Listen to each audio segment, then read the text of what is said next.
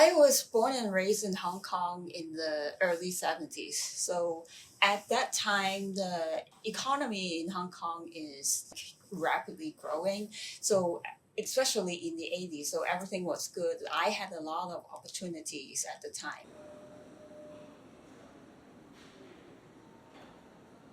I am a pretty shy person. And I grew up in a culture where you are not supposed to openly argue with your parents and your elders and your teachers. So writing was my way to express my frustration or whatever emotions I had as a child. A very important foundation of all my writing is my parents knew that English is going to be very important for me as I get older and need to develop a career. My parents really sacrificed a lot to put us in private school, and I appreciate that so much.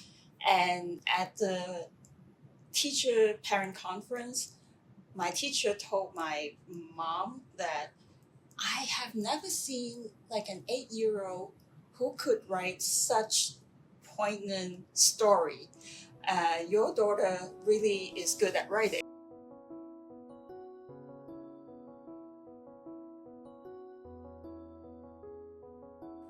I took a linguistic class in college, and something that stuck with me in that class is the teacher said, language determines your worldview. And I feel like I am very lucky to be bilingual because then I have different sets of worldviews that not many people have. And I do feel like when I'm writing in Chinese, I have a different personality than when I'm writing in English. It's still me, but it's a little bit different. When I first came to the US, there is this deep sense of alienation, just because I look different from most people here. And a lot of times when I talk to people, they would have comments like, oh, your English is really good. Where did you learn it?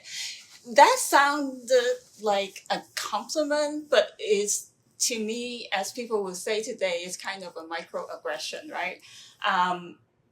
And also, more than just a microaggression, it made me feel I don't belong. And at the time, I was working at a boutique advertising agency that is specialized with communicating with the Asian audience in the US.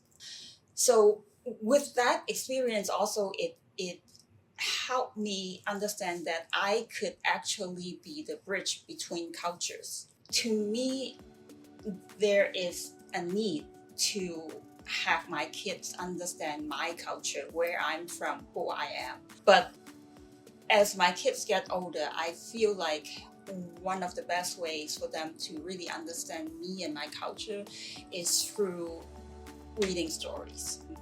Being Asian in the US, I really feel like I can tell my stories to a bigger audience so that more people understand where we come from, why we do things the way we do.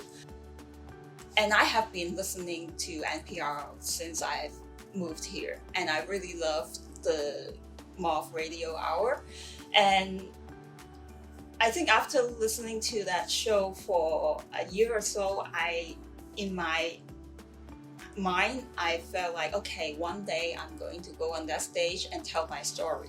2 years ago, I decided, okay, I'm going to do it. And I was very lucky to be able to go on stage the first time I went, and I won. I used to have huge stage fright. But the one thing I know is that the only way to conquer your fear is to do the exact thing that you fear. Storytelling can be very personal. I used to, as a journalist, I write other people's stories a lot, but now I realize I can tell my own story too.